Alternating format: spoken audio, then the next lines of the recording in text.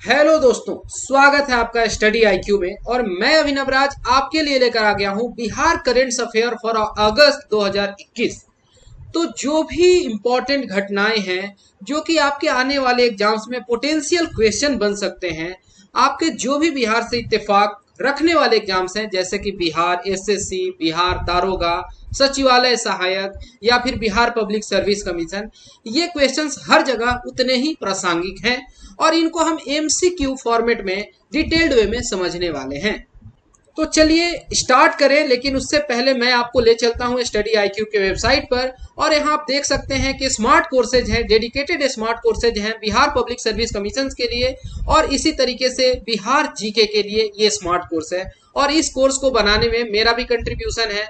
और जो ये स्मार्ट कोर्स है इसमें आपको डिटेल्ड वे में देख सकते हैं कि मोर देन 3000 वीडियोस हैं। और हमारा ये जो कोर्स है इंटीग्रेटेड कोर्स है, इसमें यूपीएससी और बिहार पब्लिक सर्विस कमीशन सारे कंटेंट्स हैं, क्विज हैं, लेक्चर नोट्स हैं। ओके, तो आप विशेष जानकारी के लिए यहाँ चैट सेक्शन में जाके अपनी बात को रख सकते हैं, विशेष जानकारी यहाँ से आप गैदर कर सकते हैं। तो ये रहा question number 1। Recently who among the following inaugurated a decentralised biomedical waste incinerator in Buxar district, यानी कि बिहार का बक्सर। और यहाँ पर किसी व्यक्ति के द्वारा हाल में एक डिसेंट्रलाइज्ड बायोमेडिकल वेस्ट इंसिनरेटर का इनॉग्रेशन किया गया, उद्घाटन किया गया। तो वो कौन से व्यक्ति हैं? अमिताभ कांत, नीतीश कुमार यानी कि चीफ मिनिस्टर नीतीश कुमार, या प्रोफेसर के विजय राघवन, या फागू चौहान जी जो कि गवर्नर हैं। ऑप्शन ई भी यहाँ पर है, इनमें से कोई नहीं या एक से अधिक, जैसा कि बीपीएससी में 5 ऑप्शंस होते हैं। तो देखिए ये पीआईबी का प्रेस रिलीज है, decentralised biomedical waste incinerator inaugurated in Buxar. Okay, तो इसको आप देख रहे हैं तो आपको बहुत कुछ आइडिया लगेगा। और यहाँ बताया गया है प्रोफेसर के विजय राघवन जो हैं, जो कि प्रिंसिपल साइंटिफिक एडवाइजर हैं भारत सरकार के, उनके द्वारा इसका इनॉग्रेशन किया गया है। तो करेक्ट आंसर क्या हो जाता है यहाँ पे? ऑप्शन नंबर सी, प्रोफेसर के विजय राघवन। यही एक्सप्लेनेशन हो गया। अब अगले सवाल पे चलते हैं। Who among the following has been appointed as the new vice chairman of Bihar State Disaster Management Authority? और यहाँ पर नाम दिए गए हैं मनोज सिन्हा, संजय झा, चंचल कुमार, उदयकांत मिश्रा, या ऑप्शन ई इनमें से कोई नहीं, एक से अधिक। तो ये न्यूज आइटम था किसी हिंदी अखबार से, मैंने स्क्रीनशॉट ले लिया आपके लिए कि डॉक्टर उदयकांत मिश्र आपदा प्रबंधन प्राधिकरण के उपाध्यक्ष बनाए गए। तो करेक्ट आंसर क्या हो जाएगा यहाँ पे? ऑप्शन नंबर डी, उदयकांत मिश्र। ओके, और उदयकांत मिश्रा जी जो है यही वाइस चेयरमैन बनाए गए हैं Bihar state disaster management authority के। और ये भी याद कर लीजिए कि जो चीफ मिनिस्टर होते हैं वो भले ही वो कोई भी व्यक्ति हो, जो कि बिहार के चीफ मिनिस्टर होंगे, वही एक्स ऑफिसियो चेयरमैन होते हैं Bihar state disaster management authority के। Question number 3, What is the new family income limit to avail post matric scholarship for scheduled caste and scheduled tribe, साथ ही साथ OBC and EBC students in Bihar? तो बिहार के जो बच्चे हैं जो 10th क्लास को क्वालिफाई कर लेते हैं, पास कर लेते हैं, इसके बाद अगर उन्हें किसी भी तरीके के स्कॉलरशिप चाहिए तो पहले 2.5 लाख रुपए का लिमिट था कि अगर किसी व्यक्ति का ईयरली इनकम जो है पर एनम 2.5 लाख है, तब वो व्यक्ति, या उससे कम है तो वो अवेल कर सकता है। लेकिन यहाँ पर 50,000 बढ़ा के इसको 3 लाख रुपए प्रति वर्ष कर दिया गया है। तो 3 का करेक्ट आंसर हो जाएगा option number B. Question number 4, who among the following announced the dates of panchayat election in Bihar? यानी आपसे सीधे सीधे पूछा जा रहा है कि बिहार के इलेक्शन कमिश्नर कौन है, क्योंकि ये काम इलेक्शन कमिश्नर का होता है, स्टेट इलेक्शन कमिश्नर का, कि वो पंचायत इलेक्शंस का डेट अनाउंस करें। ऑप्शंस यहाँ पर दिए गए हैं विमलेश कुमार झा, चंचल कुमार, दीपक प्रसाद, या रचना पाटिल। और ऑप्शन ई है इनमें से कोई नहीं या एक से अधिक। तो ये न्यूज आइटम देखिए, Bihar names top IAS officer Deepak Prasad as new state election commissioner. और ये न्यूज कब का है? तो ये पिछले वर्ष का न्यूज है, जुलाई 2020। और दीपक प्रसाद जी अभी के लिए स्टेट इलेक्शन कमिश्नर हैं। तो करेक्ट आंसर 4 का हो जाएगा ऑप्शन नंबर सी। ठीक है, पंचायत इलेक्शन जो है वो बिहार में कंडक्ट किए जाने हैं और 24 अगस्त 2021 को जो नोटिफिकेशन आया फॉर पंचायत इलेक्शंस, मतलब ये इशू हो गया 24 अगस्त को। क्वेश्चन नंबर 5 ये भी चुनाव से रिलेटेड है कि कितने चरणों में, अगर अंग्रेजी में बोल दें तो कितने फेज में बिहार में पंचायत इलेक्शंस कंडक्ट कराए जाएंगे, 10, 11, 12 या 9। ऑप्शन ई भी है, एक भी नहीं या एक से अधिक। तो ये 11 चरणों में पूरा चुनाव होगा। ये न्यूज आइटम की क्लिपिंग है, आप देख पाएंगे यहाँ बताया गया है कि ये टोटल 11 फेज में पोलिंग होगा और 11th जो है वो दिसंबर 12 को होना है।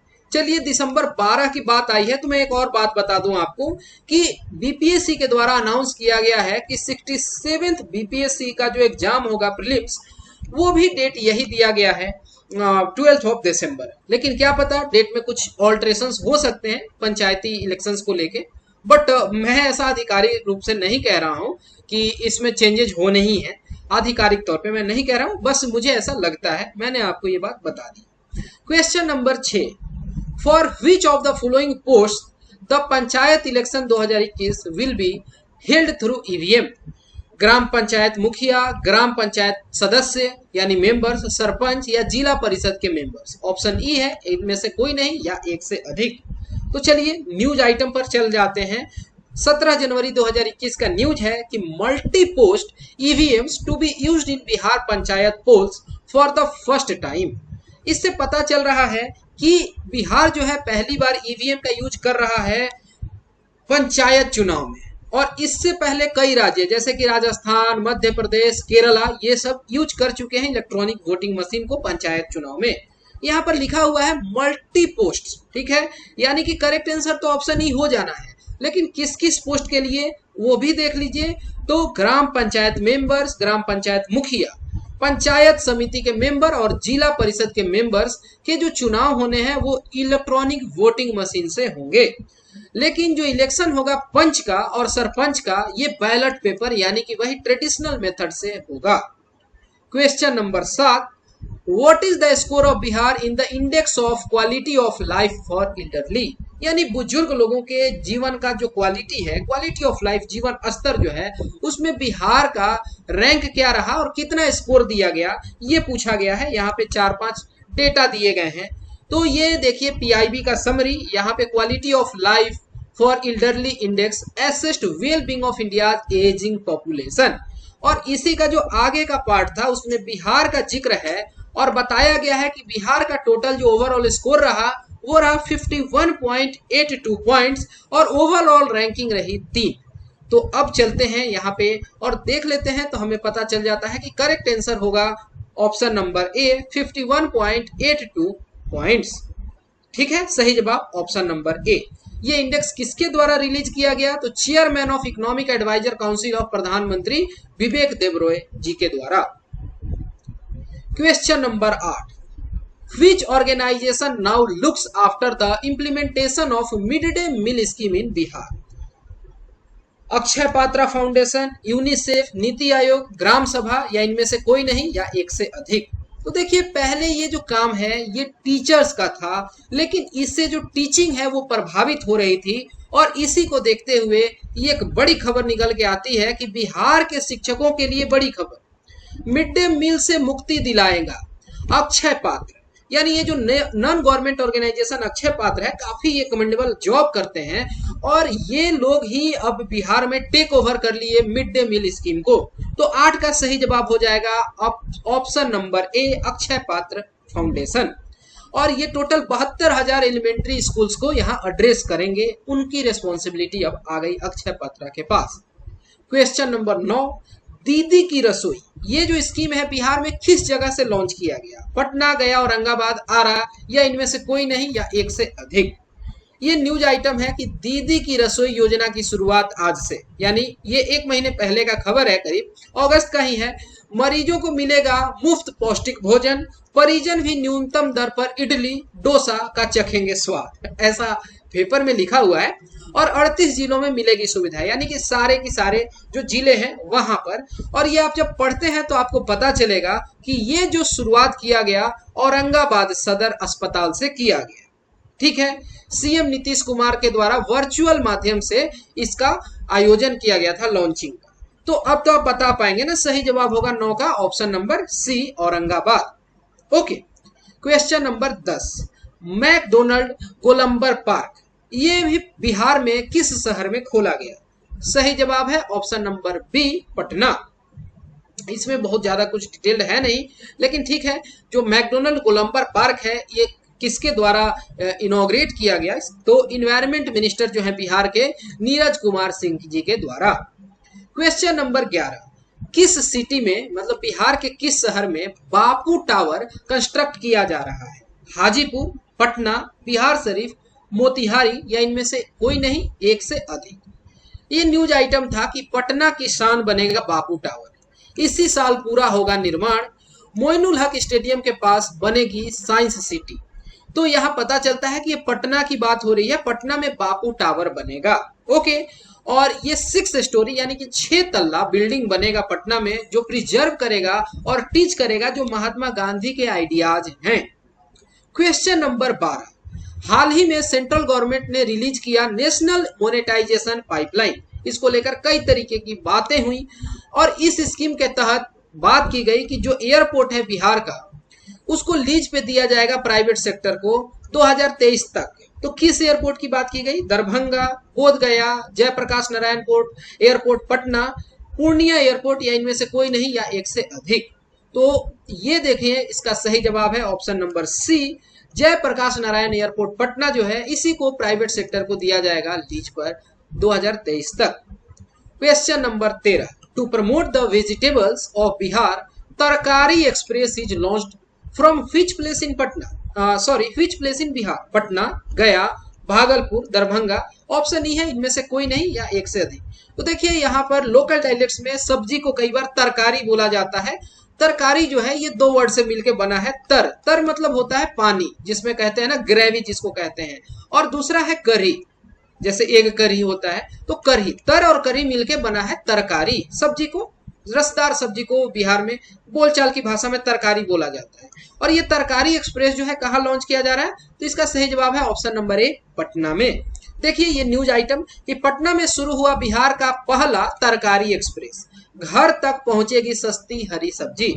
ये न्यूज आइटम 25 अगस्त की है। तो करेक्ट आंसर ऑप्शन ए हो गया। और इसके लिए ई रिक्शा यूज किए जाएंगे, ये भी जान लीजिए। Question number 14, Bihar first access restricted expressway will connect Patna to which of the following cities?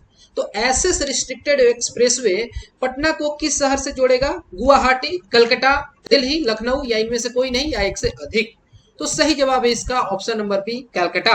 देख लीजिए, इसके बारे में ये बताया गया कि ये जो एक्सप्रेसवे है ये पहली बार इस तरीके का एक्सपेरिमेंट है बिहार में, और पटना कलकत्ता एक्सप्रेसवे जो है ये कनेक्ट करेंगे और नए रोड का मतलब बनना तय है बिहार शरीफ के आगे। तो correct answer option number B. और ये भारतमाला 2 प्रोजेक्ट के अंतर्गत बन रहा है। तो ये भी एक पोटेंशियल क्वेश्चन हो सकता है कि पटना को कलकत्ता से जोड़ने के लिए जिस expressway restricted access restricted expressway की बात हो रही है वो किस स्कीम के तहत बन रहा है? तो Bharatmala 2 project. Question number 15, Valmiki tiger reserve got which rank in India in the list of globally accepted conservation assured tiger standards? यानी CATS के जो स्टैंडर्ड हैं उसमें बिहार से जो वाल्मीकि टाइगर रिजर्व को भी चुना गया और उसकी क्या रैंकिंग दी गई? तो इसकी रैंकिंग रही ओवरऑल 14। देख लीजिए news report, Valmiki tiger reserve rank 14 मिलता है इसको CATS के अंतर्गत। और जो 14 टाइगर रिजर्व जो यहाँ चुने गए हैं टोटल इंडिया से, उसमें 14वां रैंक वाल्मीकि टाइगर रिजर्व का है, जो कि बिहार के चंपारण से है। ओके, और देख लीजिए यहाँ पे मानस, काजीरंगा और ओरांग आसाम से हैं, सतपुड़ा, कान्हा और पन्ना मध्य प्रदेश से, पेंच जो है महाराष्ट्र से है, वाल्मीकि बिहार से, दुधवा उत्तर प्रदेश से, सुंदरबन वेस्ट बंगाल में, केरला में पेरम्बकुलम, बांदीपुर कर्नाटका में, मधुमलाई और अन्नामलाई तमिलनाडु में। चलते हैं क्वेश्चन नंबर 16 पर। Recently who among the following got selected for chief of defence staff commendation from Bihar? Neeraj Pandey, Jitendra Kumar, Abhinav Pathak, Mukesh Kumar या इनमें से कोई नहीं, एक से अधिक। तो देखिए ये न्यूज आइटम, जितेंद्र कुमार को प्रतिष्ठित चीफ ऑफ डिफेंस स्टाफ प्रशस्ति सम्मान, तो आप बता पाएंगे कि सही जवाब है option number B, Jitendra Kumar.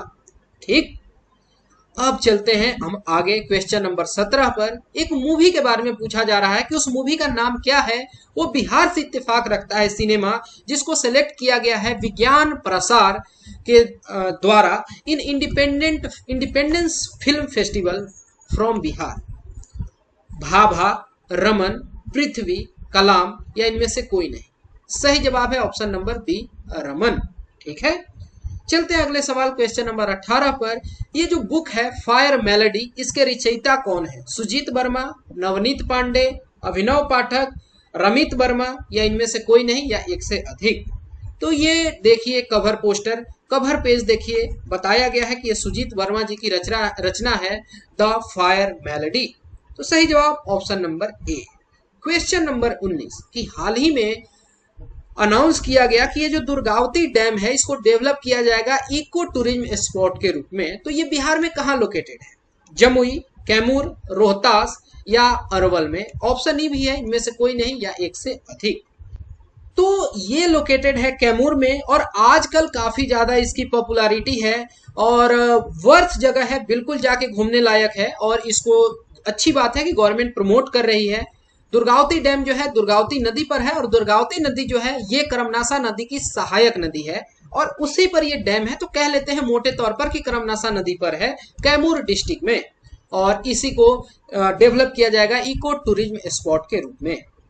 Question number 20, Asian development bank मदद करेगा for the development of Bihar road research centre. तो ये बिहार रोड रिसर्च सेंटर कहाँ बनना है? बेतिया, पूसा, मोकामा या सोनपुर? ऑप्शन ई है, इनमें से कोई नहीं या एक से अधिक।